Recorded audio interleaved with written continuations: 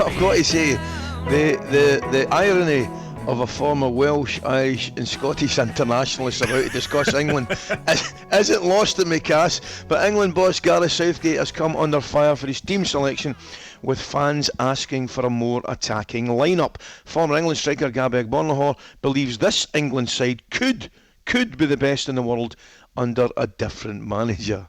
We could have controlled the Euros final against Italy, but we didn't play the right formation. We didn't bring the right players on. You know, we had Cellini and Bonucci centre-backs who can't run, and we didn't decide to bring on any pace to running behind them when we're under pressure. It comes from the management, tactics and decision-making. If we had the right manager, that group of players, man for man, as a squad of players, is better than the likes of Brazil, the likes of Argentina, on par with France. You can't tell me it's not. Well, there's nothing like an England defeat, boys, to get the sanity of the nation going off the scale. Is Gabby overreacting? Well, at least he's got an opinion, and he's saying his opinion, and it Right, seems so seems therefore harsh. he's overreacting. It seems harsh, but I mean, he might be right.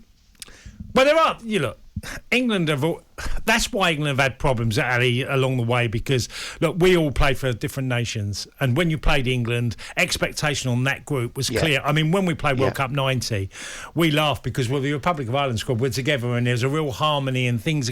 England were literally locked up in a hotel because they couldn't breathe, and you felt sometimes that I think that's why it made Terry Venables such a good England manager, and Bobby Robson. I felt that they seemed to take a lot of the pressure away from the team. And Gareth has to do that. England have got an amazing... They've always had better squads than us, Ali, haven't they? Of course they have. Way better. Absolutely. A great depth of a squad. 100%. So, if you can take away the pressure slightly... Look, I think Gabby's a tough one, because I think there was an overreaction. If this was a continual theme, like I've experienced with the Republic of Ireland, where I keep talking about we can't score goals, where defensively we're not good enough technically as a side. England have lost one game in a lot of matches, and they're going to a World Cup, and they are very capable of doing a lot of damage in a World Cup. But Gareth has to find a system that suits the team. I think you have to be offensive with England. You've got too many attack-minded players that can make a difference, and you have to use that as your starting block. I agree. I mean, I've got to be honest, I couldn't disagree with Gabby more, to tell you the truth, and I'll tell you my reasoning for it. Yes, you can nitpick at one or two decisions, tactically, 100%, but you're effectively talking about a man that's got England to a World Cup semi-final and beaten in penalties in the European Championship. So, I understand that position that Gareth's in is 100% open to criticism, and we've all got an opinion on it. And it's one of these jobs, as we all know, guys, it's one of these jobs where everybody in the country feels as though they could do it better. But I think, all in all, he has done and is doing a very, very good job. I would agree with you, Cass. I still think middle to front, they're as good as anything in the world.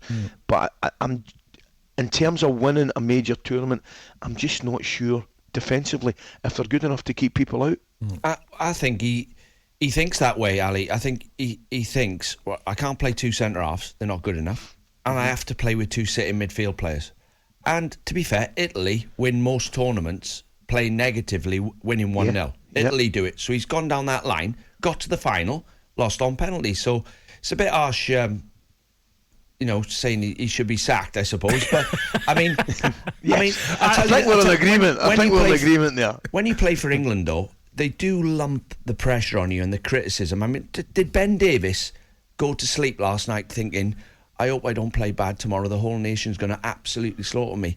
Harry Maguire probably did. He probably went to bed thinking, I hope I don't make a mistake tomorrow, I'm going to get absolutely crucified. That's always been the way. We know that from every generation through the 80s and before, that England's expectations are always the very highest. Why? Because they play in a league that's got a huge amount of talent. And when they can, we go back to teams like John Barnes and Chris Waddle, both got stick playing for England. These are two great players. But if they didn't perform or were average, it came in bucket loads, the criticism. And we always was aware of that I certainly didn't experience that with Republic of Ireland, and I'm pretty sure Dino would say the same in you with Ali. Yes, there's criticism, but never to the level of England. talkSPORT Breakfast, waking you up Monday to Friday morning from 6 a.m. on AM, on DAB, via the talkSPORT app and on your smart speaker.